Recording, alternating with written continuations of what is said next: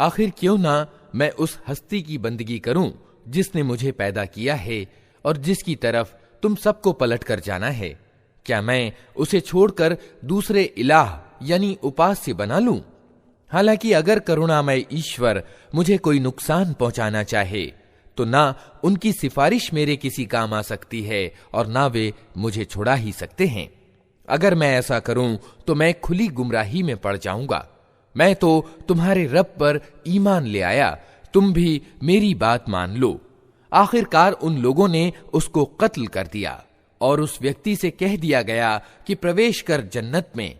उसने कहा, काश मेरी कौम जानती कि मेरे रब ने किस चीज की बदौलत मुझे माफ कर दिया और मुझे प्रतिष्ठित लोगों में सम्मिलित किया।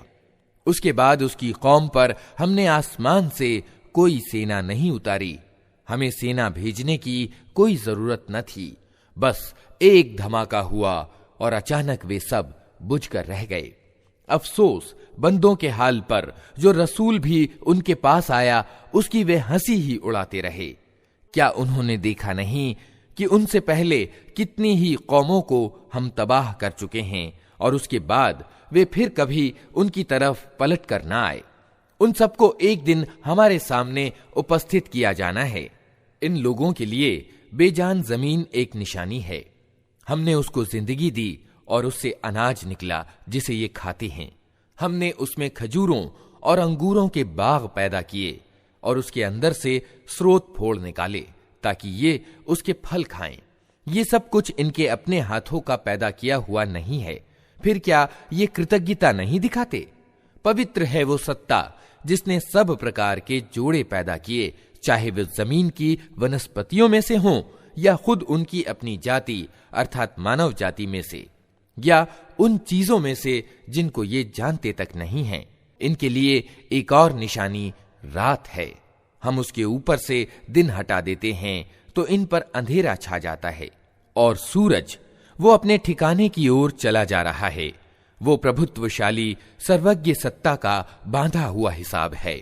और चांद, उसके लिए हमने मंजिलें नियत कर दी हैं, यहां तक कि उनसे गुजरता हुआ वो फिर खजूर की सूखी शाखा के सदृश रह जाता है। न सूरज के बस में यह है कि वो चांद को जा पकड़े और न रात दिन से आगे बढ़ सकती है। सब एक एक कक्षा में तैर रहे हैं। इनके लिए ये भी एक निशानी है कि हमने इनकी नस्ल को भरी हुई नौका में सवार कर दिया और फिर इनके लिए वैसी ही नौकाएं और पैदा की जिन पर ये सवार होते हैं। हम चाहें तो इन्हें डुबो दें, कोई इनकी फरियाद सुनने वाला न हो और किसी तरह ये न बचाए जा सकें।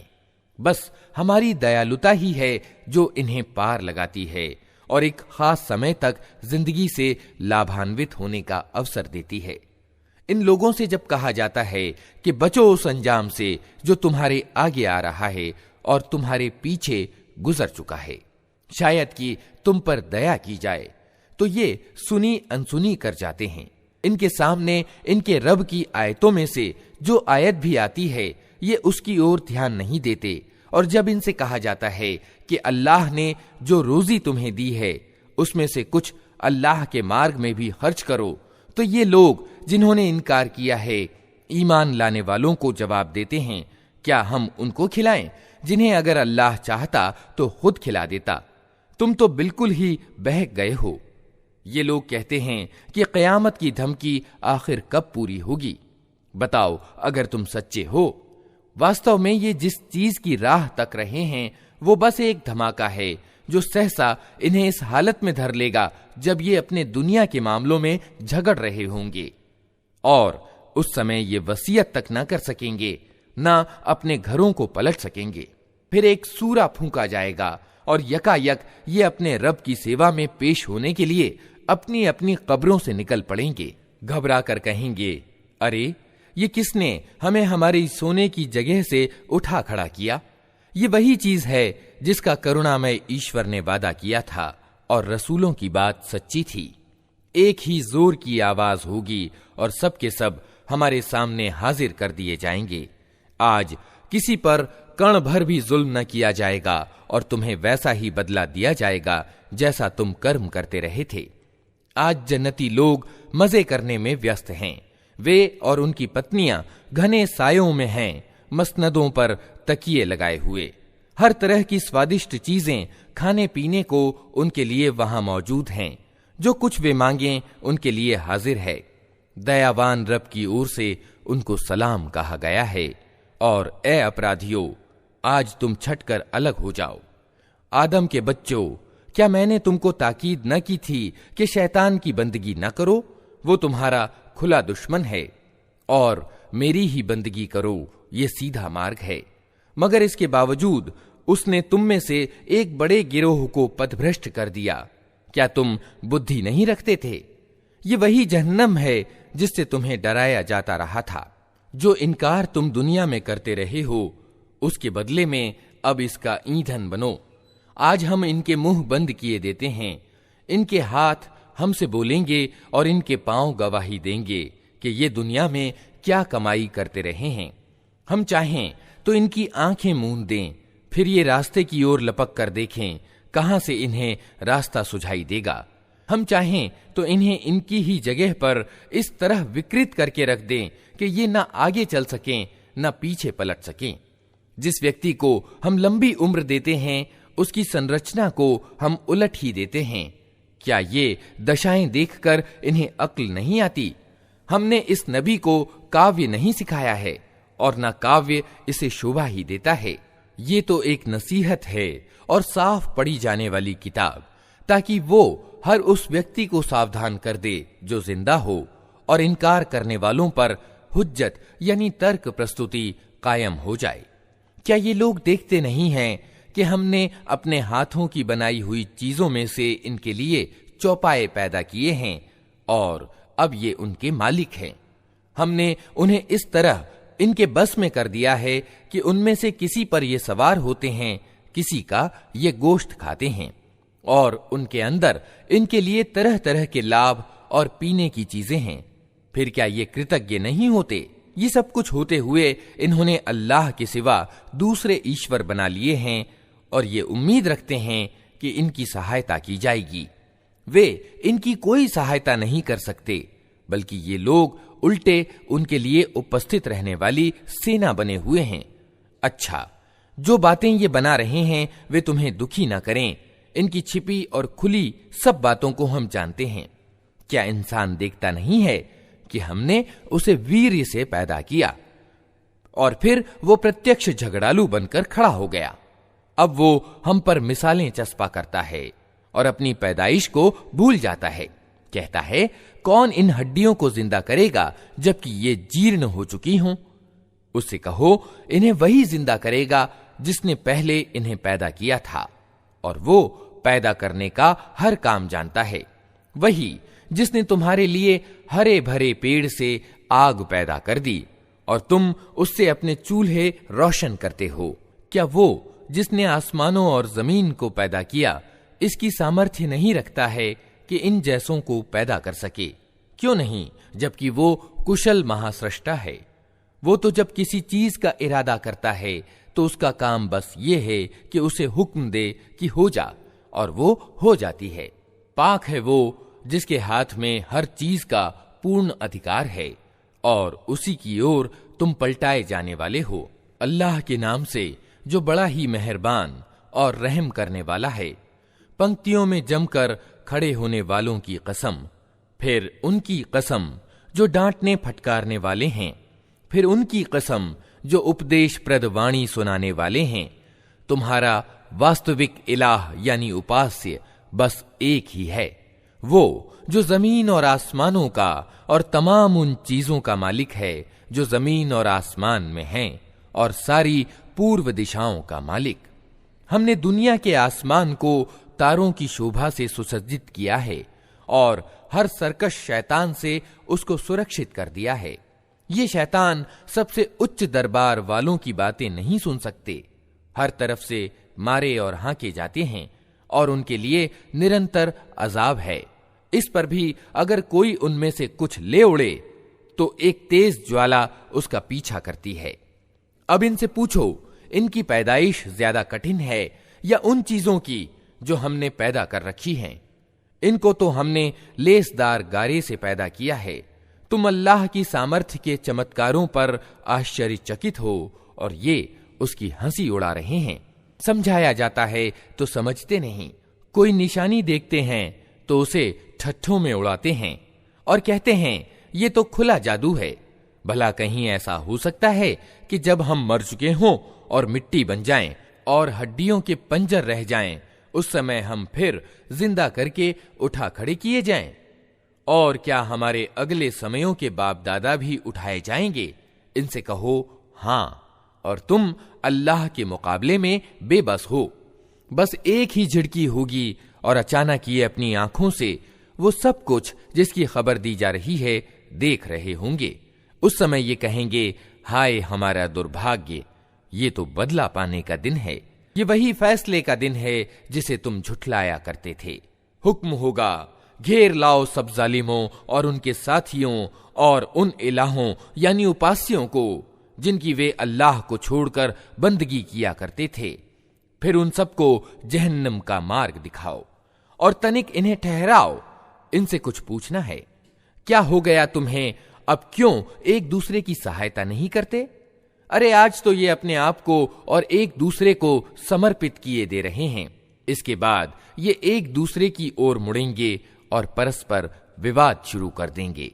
अनुयायी अपने पेशवाओं से कहेंगे, तुम हमारे पास सीधे रुख से आते थे। वे जवाब देंगे, नहीं, बल्कि तुम खुद ईमान लाने वाले न थे। हमारा तुम पर कोई जोर न था, तुम खुद ही सरकश लोग थे। आखिरकार हम अपने रब के इस आदेश के योग्य हो गए कि हम अजाब का मजा चखने वाले हैं, सो हमने तुमको बहकाया, हम खुद बहके हुए थे। इस तरह वे सब उस दिन अजाब में हिस्सेदार होंगे। हम अपराधियों के साथ यही कुछ किया करते हैं। ये वे लोग थे कि जब इनसे कहा जाता कि अल्लाह के सिवा कोई वास्तविक इलाह यानी पूज्य नहीं है, तो ये घमंड में आ जाते थे और कहते थे, क्या हम एक उन्मादी कवि के लिए अपने उपास्यों को छोड़ दें? हालांकि वो सत्य लेकर आया था और उसने रसूलों की पुष्टि की थी। अब उनसे कहा जाएगा कि तुम निश्चय ही दर्दनाक सजा का मजा चखने वाले हो, और तुम्हें जो बदला भी दिया जा रहा है उन्हीं कर्मों का दिया जा रहा है जो तुम करते रहे हो। मगर अल्लाह के चुने हुए बंदे इस बुरे परिणाम से सुरक्षित होंगे। उनके लिए जानी बूझी रोजी है, हर तरह की स्वादिष्ट चीजें और नेमत भरी जन्नतें जिनमें वे सम्मान पूर्वक रखे जाएंगे।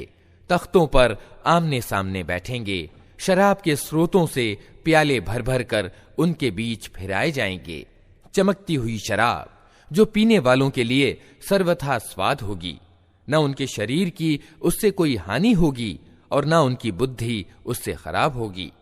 और उनके पास निगाहें बचाने वाली सुंदर आंखों वाली औरतें होंगी, ऐसी नाजुक जैसे अंडे के छिलके के नीचे छिपी हुई झिल्ली। फिर वे एक दूसरे की ओर रुख करके हाल पूछेंगे। उनमें से एक कहेगा, दुनिया में मेरा एक साथी था जो मुझसे कहा करता था, क्या तुम भी पुष्टि करने वालों में से हो? क्या वास्तव में जब हम मर चुके होंगे और मिट्टी हो जाएंगे और हड्डियों का पंजर बनकर रह जाएंगे तो हमें बदला और दंड दिया जाएगा? अब क्या आप लोग देखना चाहते हैं कि वे साहब अब कहां हैं? ये कहकर ज्यों ही वो झुकेगा तो जहन्नम की गहराई में उसको देख लेगा और उसे संबोधित करके कहेगा, अल्लाह की कसम, तू तो मुझे तबाह ही कर देने वाला था। मेरे रब का अनुग्रह साथ न होता तो आज मैं भी उन लोगों में से होता जो पकड़े हुए आए हैं। अच्छा, तो क्या अब हम मरने वाले नहीं हैं? मौत जो हमें आनी थी वो बस पहले आ चुकी, अब हमें कोई अजाब नहीं होना। यकीनन यही महान सफलता है।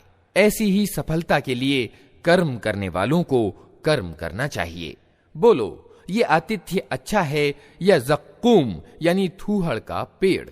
हमने उस पेड़ को जालिमों के लिए परीक्षा बना दिया है। वो एक पेड़ है जो जहन्नम की तह से निकलता है।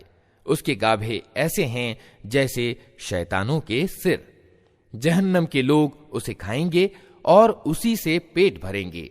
फिर उस पर पीने के लिए उनको खौलता हुआ पानी मिलेगा और इसके बाद उनकी वापसी उसी जहन्नम की भड़कती हुई आग की ओर होगी। ये वे लोग हैं जिन्होंने अपने बाप दादा को पथभ्रष्ट पाया और उन्हीं के पद चिन्ह पर दौड़ चले। हालांकि उनसे पहले बहुत से लोग पथभ्रष्ट हो चुके थे और उनमें हमने चेतावनी देने वाले रसूल भेजे थे। अब देख लो कि उन सचेत किए जाने वालों का क्या परिणाम हुआ। इस बुरे परिणाम से बस अल्लाह के वही बंदे बचे हैं जिन्हें उसने अपने लिए खास कर लिया है। हमको इससे पहले नूह ने पुकारा था तो देखो कि हम कैसे अच्छे जवाब देने वाले थे। हमने उसको और उसके घर वालों को बड़ी घुटन और बेचैनी से बचा लिया और उसकी नस्ल ही को बाकी रखा और बाद की नस्लों में उसकी प्रशंसा और सराहना छोड़ दी। सलाम है नूह पर सारी दुनिया वालों में। हम नेकी करने वालों को ऐसा ही बदला दिया करते हैं। वास्तव में वो हमारे ईमान वाले बंदों में से था। फिर दूसरे गिरोह को हमने डुबो दिया और नूह ही के तरीके पर चलने वाला इब्राहिम था। जब वो अपने रब की सेवा में भला चंगा दिल लेकर आया, जब उसने अपने बाप और अपनी कौम से कहा, ये क्या चीजें हैं जिनकी तुम पूजा कर रहे हो?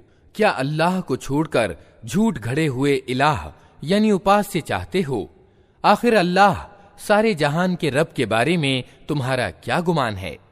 फिर उसने तारों पर एक निगाह डाली और कहा, मेरी तबीयत खराब है। अतएव वे लोग उसे छोड़कर चले गए। उनके पीछे वो चुपके से उनके इलाहों यानी उपास्यों के मंदिर में घुस गया और बोला, आप लोग खाते क्यों नहीं हैं? क्या हो गया? आप लोग बोलते भी नहीं? इसके बाद वो उन पर पिल पड़ा और सीधे हाथ से खूब चोटें मारी।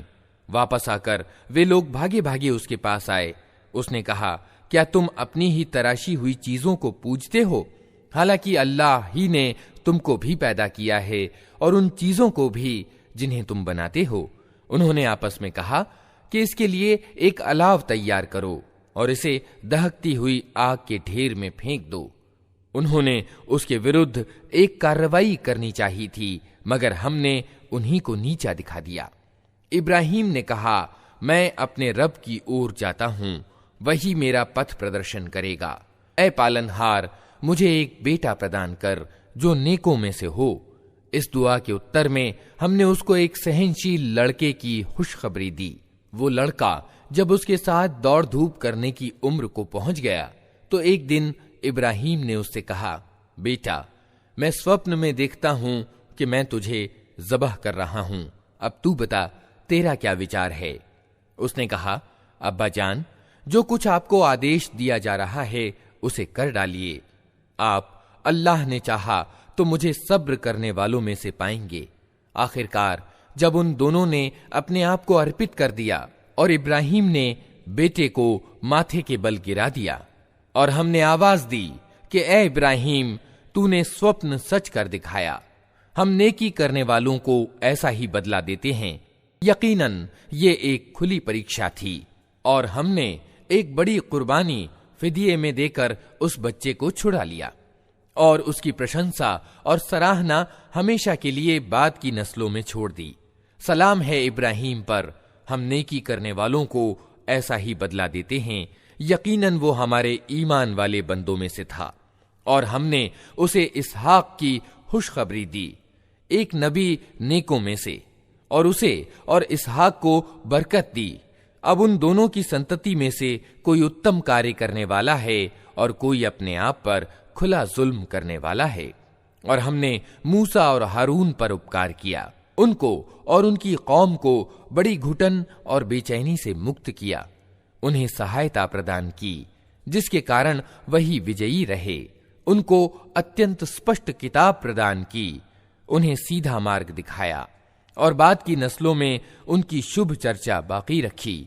सलाम है मूसा और हारून पर, हम नेकी करने वालों को ऐसा ही बदला देते हैं। वास्तव में वे हमारे ईमान वाले बंदों में से थे और इलियास भी यकीनन रसूलों में से था। याद करो जब उसने अपनी कौम से कहा था, तुम लोग डरते नहीं हो?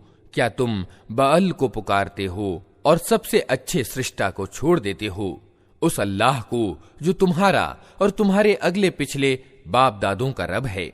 मगर उन्होंने उसे झुठला दिया, सो अब यकीनन वे सजा के लिए पेश किए जाने वाले हैं, सिवाय अल्लाह के उन बंदों के जिनको खास कर लिया गया था। और इलियास की शुभ चर्चा हमने बाद की नस्लों में बाकी रखी। सलाम है इलियास पर, हम नेकी करने वालों को ऐसा ही बदला देते हैं। वास्तव में वो हमारे ईमान वाले बंदों में से था। और लूत भी उन्हीं लोगों में से था जो रसूल बनाकर भेजे गए हैं। याद करो जब हमने उसको और उसके सब घर वालों को छुटकारा दिया, सिवाय एक बुढ़िया के जो पीछे रह जाने वालों में से थी, फिर बाकी सबको तहस नहस कर दिया। आज तुम रात दिन उनके उजड़े क्षेत्र से गुजरते हो, क्या तुमको समझ नहीं आती? और यकीनन यूनुस भी रसूलों में से था। याद करो जब वो एक भरी नौका की ओर भाग निकला, फिर चिट्ठी यानी पर्ची डालने में शरीक हुआ और उसमें मात खाई। आखिरकार मछली ने उसे निगल लिया और वो मलामत किया हुआ था। अब अगर वो तस्वीह यानी गुणगान करने वालों में से न होता तो क़यामत के दिन तक उसी मछली के पेट में रहता। आखिरकार हमने उसे बहुत ही अस्वस्थ दशा में एक चटियल जमीन पर फेंक दिया और उस पर एक लताओं वाला पेड़ उगा दिया। इसके बाद हमने उसे 1 लाख या उससे ज्यादा लोगों की ओर भेजा। वे ईमान लाए और हमने एक विशेष समय तक उन्हें बाकी रखा। फिर तनिक इन लोगों से पूछो, क्या इनके दिल को ये बात लगती है कि तुम्हारे रब के लिए तो हों बेटियां और इनके लिए हों बेटे? क्या वास्तव में हमने फरिश्तों को औरतें ही बनाया है और ये आंखों देखी बात कह रहे हैं? खूब सुन रखो, वास्तव में ये लोग अपनी मन घड़त से ये बात कहते हैं कि अल्लाह संतान रखता है, और वास्तव में ये झूठे हैं। क्या अल्लाह ने बेटों की जगह बेटियां अपने लिए पसंद कर लीं? तुम्हें क्या हो गया है, कैसे हुक्म लगा रहे हो? क्या तुम्हें होश नहीं आता? या फिर तुम्हारे पास अपनी इन बातों के लिए कोई साफ सनद है? तो लाओ अपनी वो किताब अगर तुम सच्चे हो। इन्होंने अल्लाह और फरिश्तों के बीच वंश का नाता बना रखा है, हालांकि फरिश्ते खूब जानते हैं कि ये लोग अपराधी के रूप में पेश होने वाले हैं। और वे कहते हैं कि अल्लाह उन गुणों से मुक्त है जो उसके खालिस बंदों के सिवा दूसरे लोग उससे संबद्ध करते हैं। अतः तुम और तुम्हारे ये इलाह यानी उपास्य अल्लाह से किसी को फेर नहीं सकते, मगर सिर्फ उसको जो दोज़ख की भड़कती हुई आग में झुलसने वाला हो। और हमारा हाल तो ये है कि हम में से हर एक का एक स्थान निश्चित है, और हम पंक्तिबद्ध सेवक हैं और तस्बीह यानी गुणगान करने वाले हैं।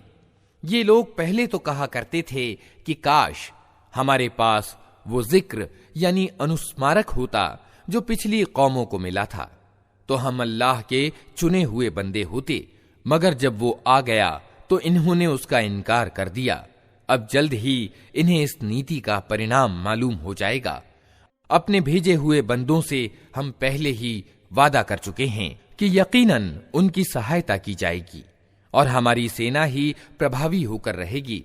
अतः ए नबी, तनिक कुछ मुद्दत तक इन्हें इनके हाल पर छोड़ दो और देखते रहो, जल्द ही ये खुद भी देख लेंगे। क्या ये हमारे अजाब के लिए जल्दी मचा रहे हैं? जब वो इनके आंगन में उतरेगा तो वो दिन उन लोगों के लिए बहुत बुरा होगा जिन्हें सावधान किया जा चुका है। अतः तनिक इन्हें कुछ मुद्दत के लिए छोड़ दो और देखते रहो, जल्द ही ये खुद देख लेंगे। पवित्र है तेरा रब, गौरव का स्वामी उन सभी बातों से जो ये लोग बना रहे हैं, और सलाम है रसूलों पर, और सारी प्रशंसा अल्लाह सारे जहान के रब ही के लिए है। अल्लाह के नाम से जो बड़ा ही मेहरबान और रहम करने वाला है।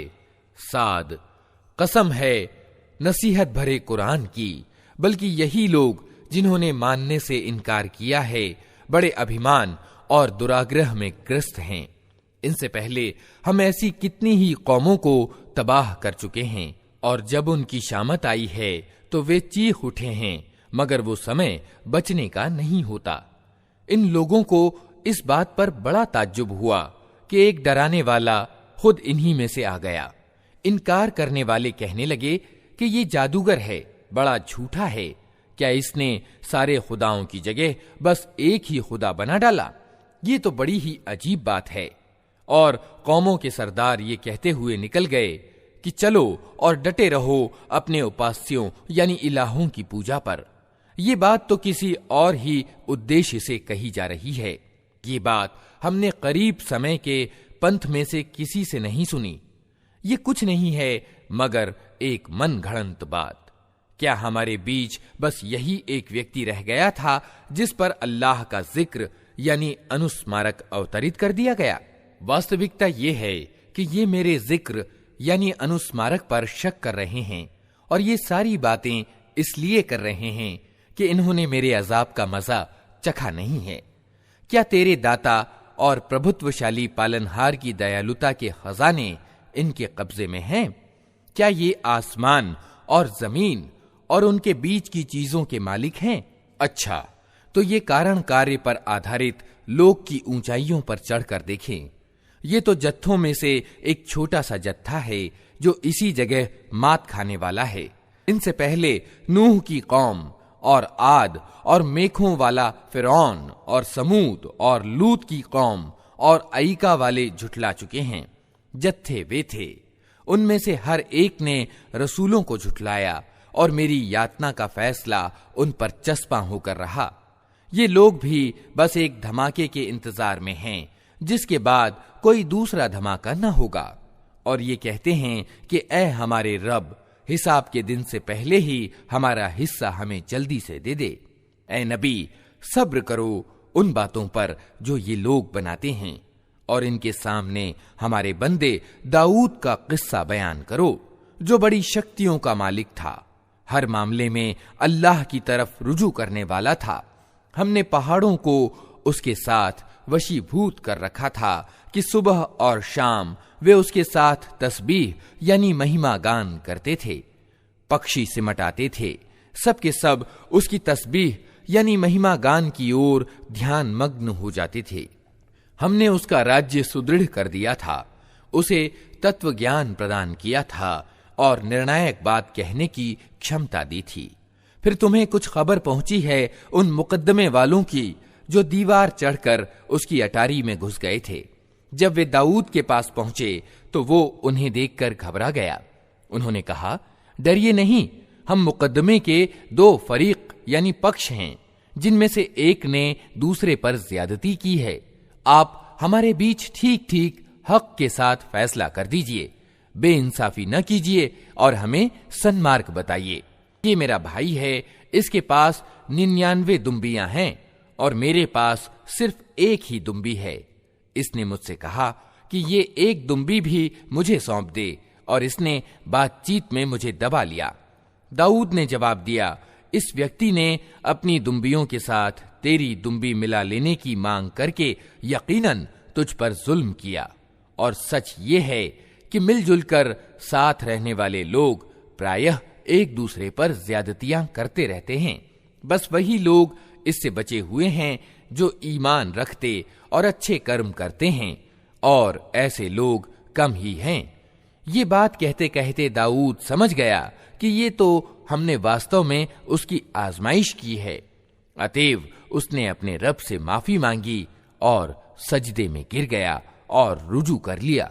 तब हमने उसका वो कसूर माफ किया, और यकीनन हमारे यहाँ उसके लिए सामीप्य का स्थान और अच्छा परिणाम है। हमने उससे कहा, ए दाऊद, हमने तुझे जमीन में खलीफा बनाया है, अतः तू लोगों के बीच हक के साथ शासन कर और मन की इच्छा का अनुपालन न कर कि वो तुझे अल्लाह के मार्ग से भटका देगी। जो लोग अल्लाह के मार्ग से भटकते हैं, यकीनन उनके लिए कठोर सजा है कि वे हिसाब के दिन को भूल गए। हमने इस आसमान और जमीन को और इस दुनिया को जो उनके बीच है व्यर्थ पैदा नहीं कर दिया। ये तो उन लोगों का अनुमान है जिन्होंने इनकार किया है, और ऐसे इनकार करने वालों के लिए बर्बादी है जहन्नम की आग से। क्या हम उन लोगों को जो ईमान लाते और अच्छे कर्म करते हैं और उनको जो धरती में बिगाड़ पैदा करने वाले हैं समान कर दें? क्या डर रखने वालों को हम दुराचारियों जैसा कर दें, ये एक बड़ी बरकत वाली किताब है जो ए नबी हमने तुम्हारी ओर अवतरित की है, ताकि ये लोग इसकी आयतों पर विचार करें और बुद्धि और समझ रखने वाले इससे शिक्षा लें। और दाऊद को हमने सुलेमान जैसा बेटा प्रदान किया, बहुत ही अच्छा बंदा, अत्यधिक अपने रब की ओर रुजू करने वाला। उल्लेखनीय है वो अवसर जब शाम के समय उसके सामने बहुत ही सधे हुए घोड़े पेश किए गए, तो उसने कहा, मैंने इस माल के प्रति प्रेम अपने रब की याद के कारण अपनाया है। यहां तक कि जब वे घोड़े निगाह से ओझल हो गए तो उसने आदेश दिया कि उन्हें मेरे पास वापस लाओ। फिर लगा उनकी पिंडलियों और गर्दनों पर हाथ फेरने। और देखो कि सुलेमान को भी हमने आजमाइश में डाला और उसकी कुर्सी पर एक धड़ लाकर डाल दिया। फिर उसने रुजू किया और कहा कि ऐ मेरे रब, मुझे माफ कर दे और मुझे वो बादशाही प्रदान कर जो मेरे बाद किसी के लिए शोभनीय न हो। बेशक तू ही वास्तविक दाता है। तब हमने उसके लिए हवा को वशीभूत कर दिया, जो उसके आदेश से नरमी के साथ चलती थी जिधर वो चाहता था, और शैतानों को वशीभूत कर दिया, हर तरह के निर्माता और गोताखोर और दूसरे जो जंजीरों में जकड़े हुए थे। हमने उससे कहा, ये हमारी बख्शिश है, तुझे अधिकार है, जिसे चाहे दे और जिससे चाहे रोक ले, कोई हिसाब नहीं। यकीनन उसके लिए हमारे यहाँ सामीप्य स्थान और अच्छा परिणाम है। और हमारे बंदे अय्यूब को याद करो, जब उसने अपने रब को पुकारा कि शैतान ने मुझे तकलीफ और अजाब में डाल दिया है। हमने उसे आदेश दिया, अपना पांव जमीन पर मार, यह है ठंडा पानी नहाने के लिए और पीने के लिए। हमने उसे उसके परिजन वापस कर दिए और उनके साथ उतने ही और अपनी ओर से दयालुता के रूप में और बुद्धि और समझ रखने वालों के लिए नसीहत के रूप में। और हमने उससे कहा, तिनकों का एक मुट्ठा ले और उससे मार दे, अपनी कसम न तोड़। हमने उसे सब्र करने वाला पाया, बहुत ही अच्छा बंदा, अपने रब की ओर बहुत रुजू करने वाला। और हमारे बंदों इब्राहिम और इसहाक और याकूब का जिक्र करो, बड़ी कार्यशक्ति रखने वाले और दूर दृष्टि वाले लोग थे। हमने उनको एक विशिष्ट गुण के कारण चुन लिया था, और वो आखिरत के घर की याद थी। यकीनन हमारे यहाँ उनकी गणना चुने हुए नेक व्यक्तियों में है। और इस्माइल और अल-यस और जुल्किफ्ल का जिक्र करो, ये सब नेक लोगों में से थे। ये एक जिक्र था। अब सुनो कि डर रखने वालों के लिए यकीनन अच्छे से अच्छा ठिकाना है, हमेशा रहने वाली जन्नतें, जिनके द्वार उनके लिए खुले होंगे। उनमें वे तकिए लगाए बैठे होंगे, खूब खूब मेवे और पेय मंगवा रहे होंगे, और उनके पास शर्मीली समान उम्र वाली पत्नियां होंगी। ये वे चीजें हैं जिन्हें हिसाब के दिन देने का तुमसे वादा किया जा रहा है। ये हमारा दिया हुआ है जो कभी समाप्त होने वाला नहीं। ये तो है डर रखने वालों का परिणाम। और सरकशों के लिए अत्यंत बुरा ठिकाना है जहन्नम, जिसमें वे झुलसे जाएंगे, बहुत ही बुरा आवास। ये है उनके लिए, अतः वे मजा चखें खौलते हुए पानी और पीप, रक्त और इसी तरह की दूसरी कड़ुआहटों का। वे जहन्नम की ओर अपने अनुयायियों को आते देखकर आपस में कहेंगे, ये एक फौज तुम्हारे पास घुसी चली आ रही है, कोई स्वागत इनके लिए नहीं है, ये आग में झुलसने वाले हैं। वे उनको जवाब देंगे, नहीं, बल्कि तुम ही झुलसे जा रहे हो, कोई स्वागत तुम्हारे लिए नहीं है। तुम ही तो ये परिणाम हमारे आगे लाए हो, कैसी बुरी है ये ठहरने की जगह। फिर वे कहेंगे, ऐ हमारे रब, जिसने हमें इस परिणाम को पहुंचाने की व्यवस्था की, उसको दोज़ख का दोहरा अजाब दे। और वे आपस में कहेंगे, क्या बात है, हम उन लोगों को कहीं नहीं देखते जिन्हें हम दुनिया में बुरा समझते थे। हमने यूं ही उनका मजाक बना लिया था, या वे कहीं निगाहों से ओझल हैं। बेशक ये बात सच्ची है, दोज़ख वालों में यही कुछ झगड़े होने वाले हैं। ए नबी, उनसे कहो, मैं तो बस सावधान कर देने वाला हूं, कोई वास्तविक इलाह नहीं मगर अल्लाह, जो यकता है, सब पर बलशाली, आसमानों और जमीन का मालिक और उन सारी चीजों का मालिक जो उनके बीच हैं, बलशाली और माफ करने वाला। इनसे कहो, ये एक बड़ी खबर है जिसको सुनकर तुम मुंह फेरते हो। इनसे कहो, मुझे उस समय की कोई सूचना न थी जब सबसे ऊंचे दरबार वालों मलए आला में झगड़ा हो रहा था। मुझको तो प्रकाशना द्वारा ये बातें सिर्फ इसलिए बताई जाती हैं कि मैं खुला खुला सावधान करने वाला हूं। जब तेरे रब ने फरिश्तों से कहा, मैं मिट्टी से एक इंसान बनाने वाला हूं, फिर जब मैं उसे पूरी तरह बना दूं और उसमें अपनी रूह फूंक दूं, तो तुम उसके आगे सजदे में गिर जाओ। इस आदेश के अनुसार फरिश्ते सब के सब सजदे में गिर गए, मगर इब्लीस ने अपनी बड़ाई का घमंड किया और वो इनकार करने वालों में से हो गया। रब ने कहा, ए इब्लीस, तुझे क्या चीज उसको सजदा करने में रोक बनी जिसे मैंने अपने दोनों हाथों से बनाया है? तू बड़ा बन रहा है या तू है ही कुछ उच्च श्रेणी की हस्तियों में से? उसने जवाब दिया, मैं इससे अच्छा हूं। आपने मुझको आग से पैदा किया है और इसको मिट्टी से। कहा, अच्छा, तू यहां से निकल जा, तू तिरस्कृत है और तेरे ऊपर बदला दिए जाने के दिन तक मेरी लानत है।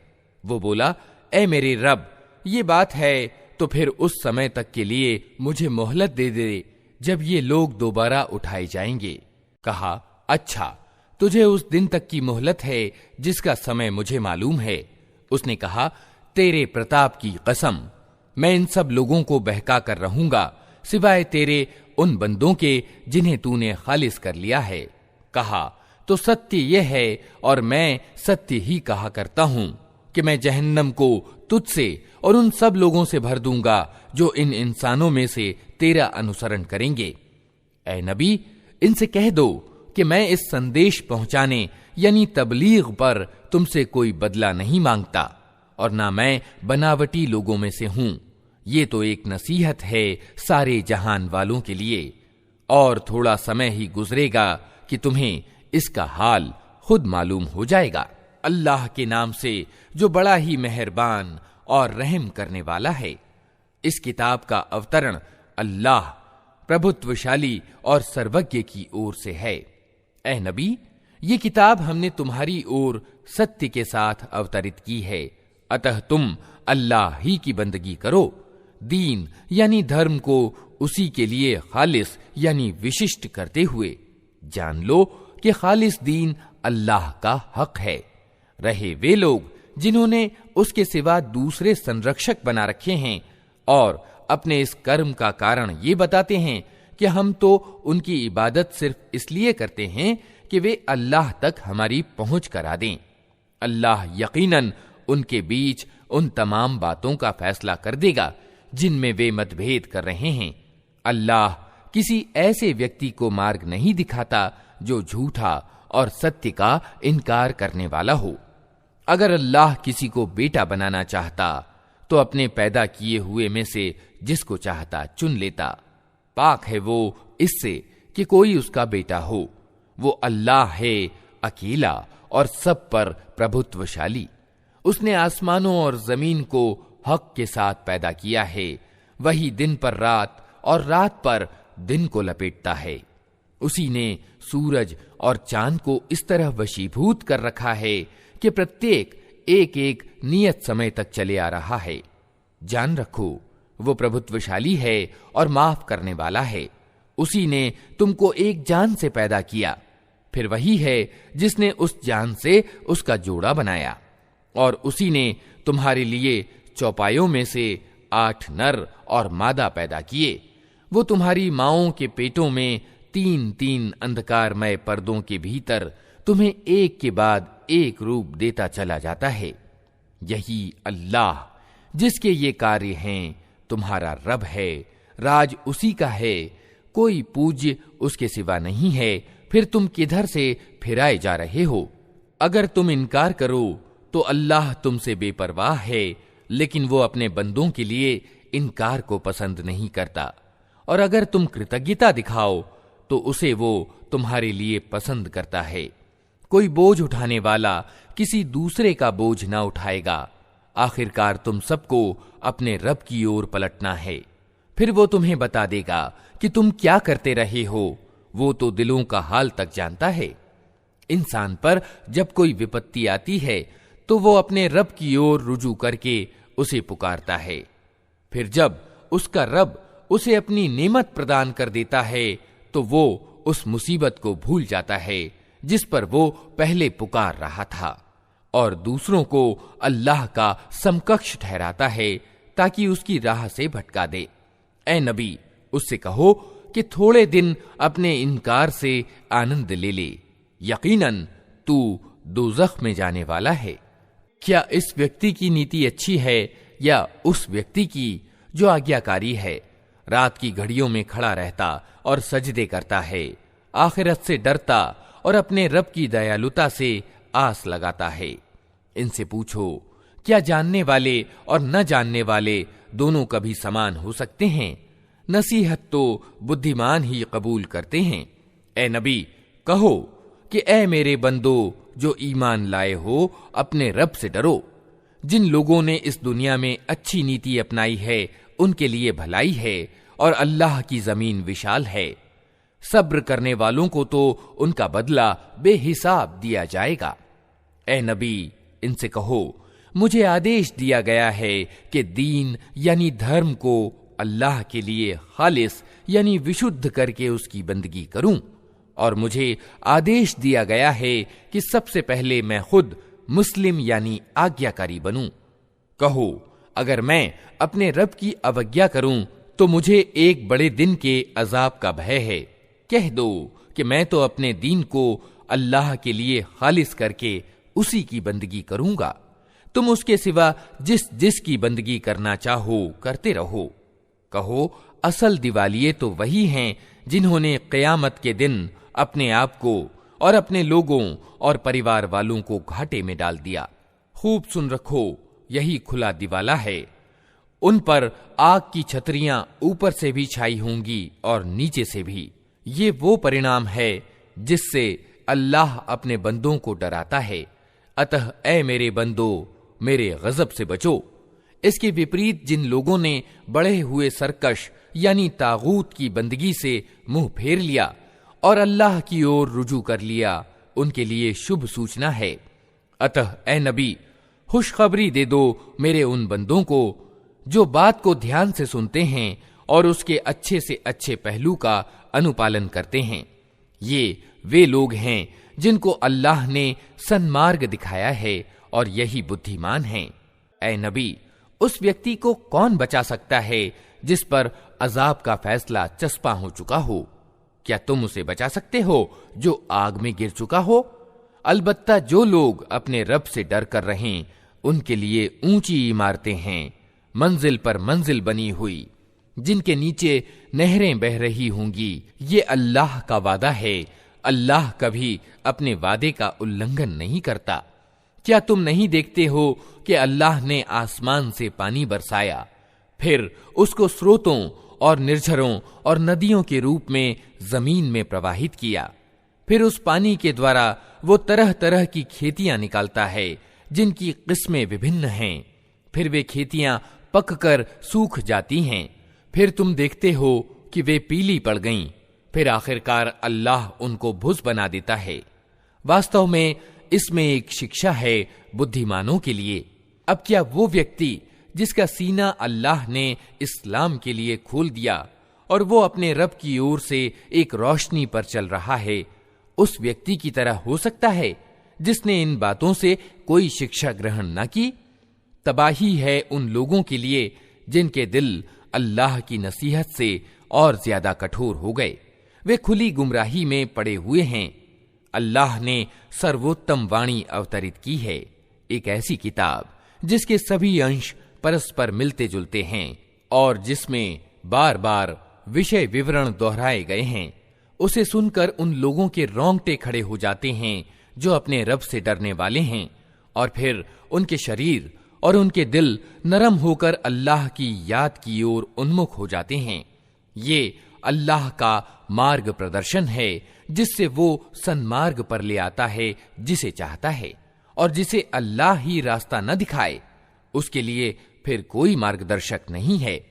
अब उस व्यक्ति की दुर्दशा का तुम क्या अनुमान कर सकते हो जो क़यामत के दिन अजाब की सख्त मार अपने मुंह पर लेगा।